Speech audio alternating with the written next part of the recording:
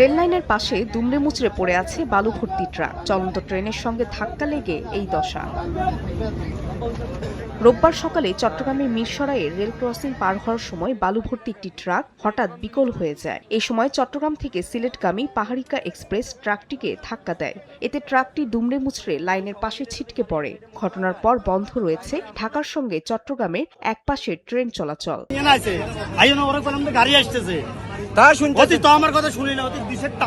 বৈধ কোনো গেটম্যান বা বৈধ কোনো গেটও না।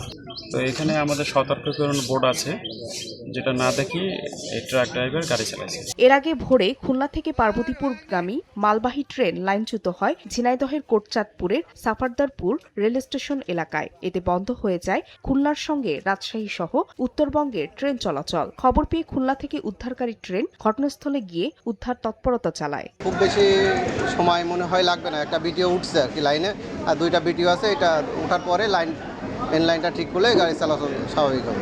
এদিকে রেল যোগাযোগ বন্ধ থাকায় চুয়াডাঙ্গা সহ আশপাশের স্টেশনে ঘন্টার পর ঘন্টা ট্রেনের অপেক্ষায় যাত্রীরা তপ্ত রোদে পড়েন চরম দুর্ভোগে। 3.5 ঘন্টা বসে আছি এখানে আলমডাঙ্গা স্টেশনে। আমরা কখন যাব কি হবে কোনো ক্লিয়ারই পাচ্ছি না। এছাড়া ময়মনসিংহের ধোবাউড়ায় গোয়াতলা এলাকায় বালু বোঝাই ট্রাক সহ ঝুঁকিপূর্ণ বেইলি ব্রিজ ধসে পড়ে। এতে তারাকান্দা ধোবাউড়া সড়কে যান চলাচল বন্ধ হয়ে যায়। চরম দুর্ভোগে পড়েন দুই উপজেলার হাজারো মানুষ। ফাহরিয়া ফারজানা, সময় সংবাদ।